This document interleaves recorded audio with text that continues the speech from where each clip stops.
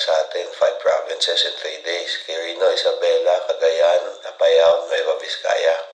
At eto na nga siya, si Mr. Adventurero, Sir JR. Unang lapag agad, landingan viewpoint sa province of Quirino. Unang makikita ang napakaraming bulaklak na para bagang paakit ka na sa langit. Eto na nga ang daan.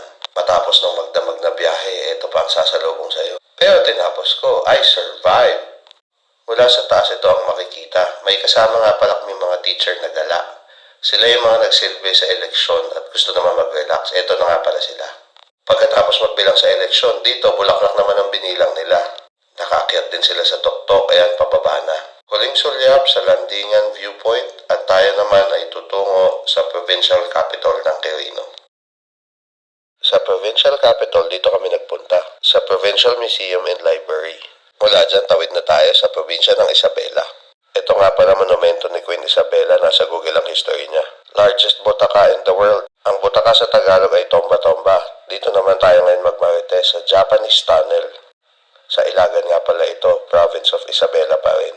Pagkatapos dito, tara sa Tuguegarao, province of Cagayan. Second day, simulan natin sa kanilang special pansit batil patong ng JR sa Tuguegarao.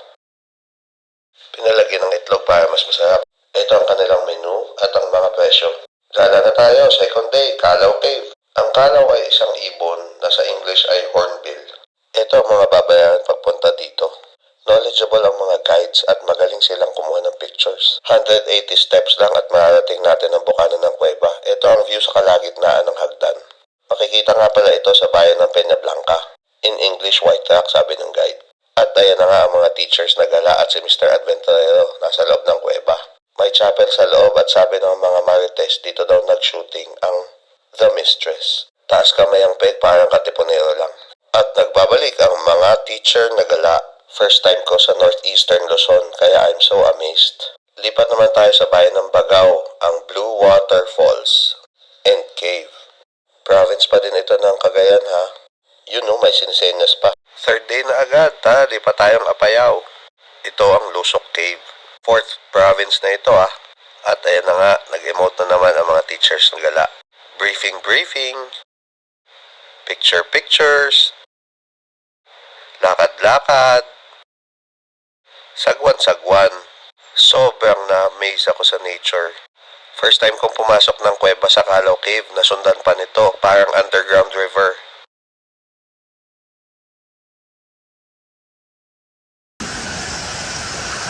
Pagpasok sa loob, madaing paniki at napakadilim. Pero syempre, may dalang flashlight ang ever-dependable guide. Madaing baong jokes yan at mga hugot. Dito, buhay ang mga stalactites at stalagmites. Tatahimik muna ako nang ma-amaze din kayo.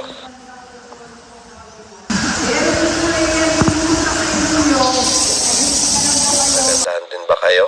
I'm sure kung nandito kayo, picture din ang ending nyo. Sa labas ng cave, mayroon din silang park. Pwedeng kumain, pwedeng mag-swimming sa maliit na dam. Pagkatapos dyan, picture naman sa arko ng Apayao. Eto, pauwi na kami.